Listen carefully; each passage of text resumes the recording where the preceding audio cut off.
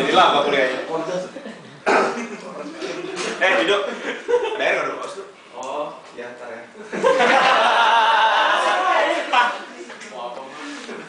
Oke. Gue sudah dulu ya, gue capek.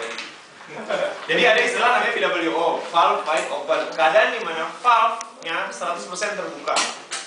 Itu terjadi di keadaan sekitar 105% load. Kenapa valve itu harus dibuka? Jadi gini, kan lu punya tekanan 25 megapascal, ya nggak? Dari si pompa misalnya gitu.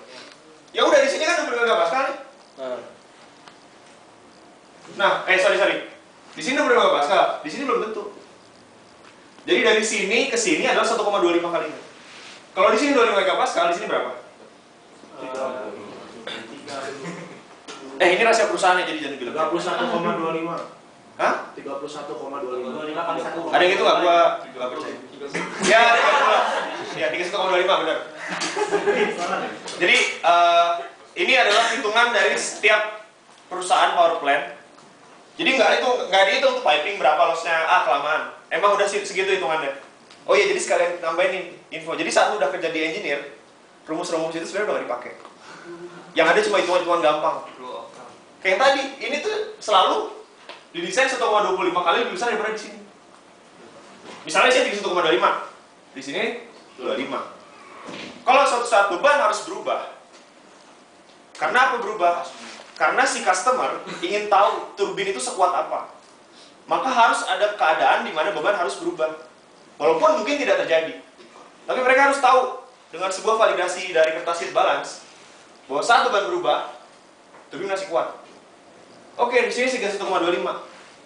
Kan udah nggak bisa naikin, udah mentok kan di 1,25. Istilahnya udah maksimumnya lah. Jadi gimana caranya naikin tekanan ke turbine? Valve dibuka. 3% itu kan 3% namanya cekikan. Cok, ya. Itu 3% tercekik. Itu lossnya gede. Dan saat terbuka kan tekanannya akan naik. Nah, itulah kenapa tidak terbuka di 100%, tapi di 97%. Itulah namanya VWO. Di atasnya VWO masih ada, namanya BMCR, boiler maximum continuous rate. Itu adalah jumlah fluida yang paling banyak yang bisa diterima boiler. Nah itu hitungannya ada lagi lah, nggak ada hubungannya dengan VWO kalau itu. Oke, kita lanjutkan. Tadi gue mau ngomong. Oh iya, sekalian udah ngomongin MSV. Main steam valve itu ada dua. Main steam valve ada satu. Tapi di partnya ada dua, MSV-nya sendiri dan CV, control valve. Control valve itu biasanya ada 4. Yang biasanya dia fungsinya tiap detik tek gitu. Kontrol, Pak Zainal lah yang belajar. Dia tek gitu. Tiap 0, berapa detik ngatur flow turbin yang masuk ke ini. Jadi 3% itu bukan 3% bulat-bulat. Bisa 3,003, 3,001 atau 2,997. Dan itu fungsinya tiap 0,1 detik kalau nggak salah berubahnya. Ada yang namanya main stop valve ini MSV. Ini pompa yang paling gede yang fungsinya untuk menutup pipa utama saat terjadi trip pada turbin. Jadi pompanya sekitar 10 meter. Kok 10 meter sih? Sorry. 5 meter diameternya. Valve-nya segede gitu. 5 meter apa? 5 meter itu ada 2. Berarti 2,5. Ya hitunglah 2 meter lah diameternya, sorry, hitungan gue salah. 2 meter diameternya. Dan itu akan menutup menutup pipa utama saat terjadi trip. Pertanyaan gue adalah berapa detik yang dibutuhin oleh si pompa sebesar itu untuk menutup turbin? Berapa detik kira-kira? Valve-nya. Untuk turbin segede gitu ya, turbinnya kan gede tuh. 1,5 ton per second yang lewat. Berapa detik yang dibutuhin untuk nutup aliran segede gitu dan sekencang itu? Sejam. 10 detik. 10 detik. Sejam lama banget. Bakaran deh korban. Oke, 10 detik. Jawabannya adalah 0,4 detik. Jadi itu cet sebesar itu. Makanya kalau benar itu yang terjadi, PLT itu agak tumpah. Karena saking besarnya energi yang di stop itu. Energinya di stop gede, ininya gede, makanya pipanya harus kuat. Iya itu 0,4 detik. Pernah kejadian nggak tempat? Sering.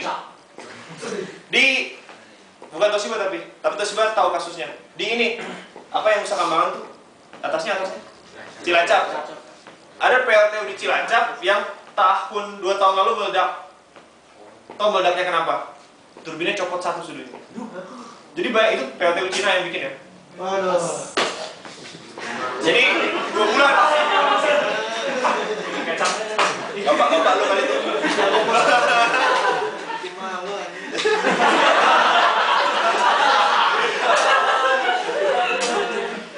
Gue gak bermaksud. Lu temennya Ahok ya? Gak maksud. Slow. Iya slow. Jadi bayangin PLTU yang sedang bergerak dengan kecepatan 1 detik 50 kali putaran dengan berat sudu sekitar 100 kg. Sudunya loncat. Bayangin kayak apa PLTU-nya? Rusak, hancur. Sudunya lepas dari casingnya, sudunya hancur, steamnya kemana-mana keluar. Kalau lo butuh 10 detik untuk nutup si ini, bayangin lo akan ketiupan sekitar 1,5 kali 10 berapa? 15 ton. 15 ton steam dengan kekuatan steam sekitar 20 megapascal dan temperatur sekitar 500. Mau bangunan segede pun pasti hancur.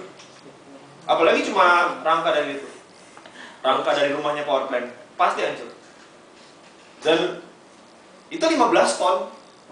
Bukan benda ya. Kapas 1 ton sama besi 1 ton kan gedean mana? Volumenya. Gedean kapas 1 ton kan? Ini steam, bukan air, steam. 15 ton harus gede apa? Dan itu loncat. Dan untungnya energinya kerja. 0,4 detik kemudian mati alirannya. Langsung boiler mati, mati.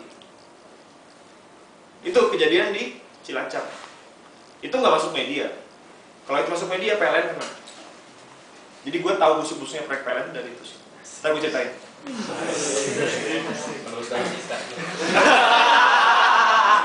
Laniskan. Kalau sekarang PLN pakai turbin dari Toshiba? Enggak lah.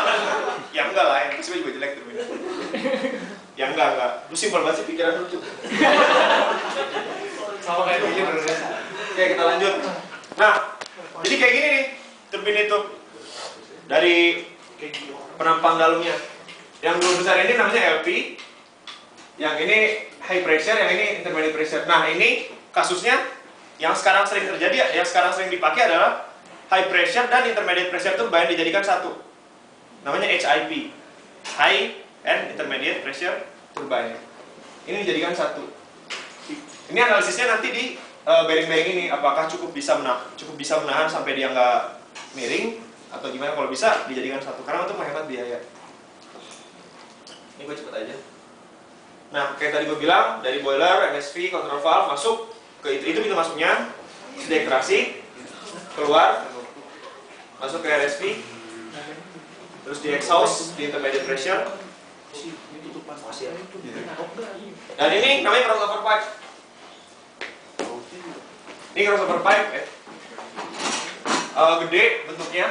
Jadi teman-teman bisa lihat dari sini, dari keluarannya intermediate pressure dia langsung membesar supaya pressure loss-nya tidak banyak. Langsung di sini, langsung masuk ke dua ini.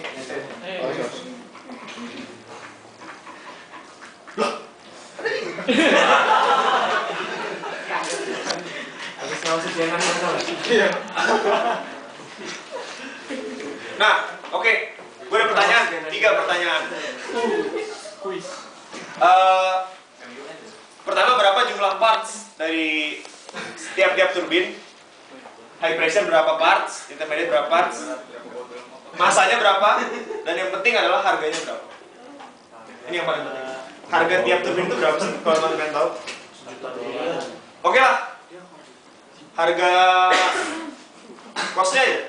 Harganya berapa? Untuk satu turbin 15 M. 1 triliun. 1 triliun.